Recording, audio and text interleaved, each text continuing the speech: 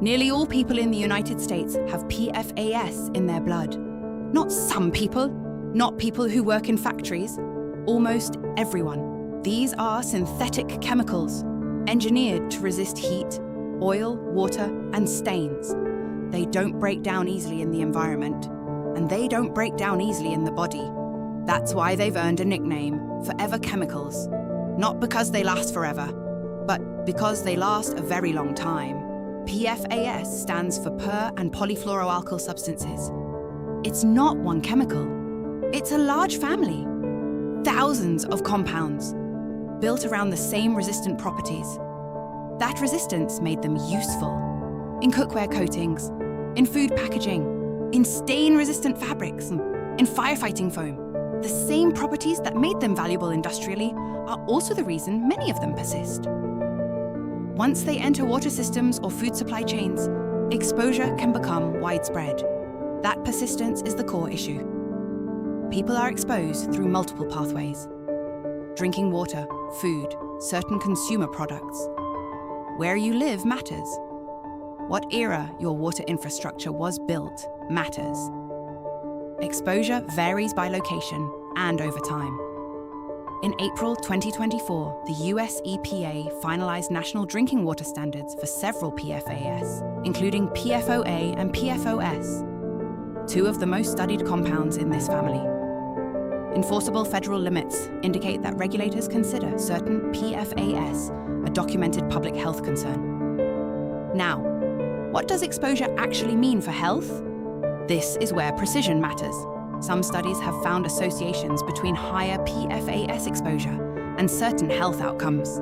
In high exposure settings, researchers have observed elevated rates of specific conditions, including kidney cancer. What that means for everyday, lower-level exposure is still being studied. The evidence isn't uniform across all PFAS compounds. The strength of association varies by dose and by population studied. This remains an active research area. Conclusions can change as methods improve. Associations observed in high-exposure groups are not automatically proof of risk at typical population levels. That distinction matters. Here's what the regulatory history shows. In 2005, the EPA announced enforcement action against DuPont related to PFOA, specifically for failures to report substantial risk information. Separately, litigation tied to PFOA contamination near Parkersburg, West Virginia, helped fund independent health research and long-term community monitoring that added significantly to the scientific record. The pattern isn't unique to PFAS. Regulation often moves after evidence accumulates. Sometimes after exposure is already widespread. The system isn't broken by design, but it does have structural lag. So what do you do with this? 3 practical steps. Calm ones. If your non-stick cookware is old or visibly damaged, consider switching to stainless steel or cast iron. Concern is highest when surfaces are degraded. Check your local water quality report.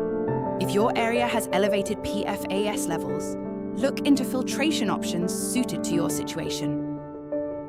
Reverse osmosis and certain activated carbon systems are among the most studied filtration methods for reducing specific PFAS. Where practical, reduce unnecessary contact with grease-resistant food packaging, particularly for hot foods. This is not about panic. It's about knowing what's inside the label.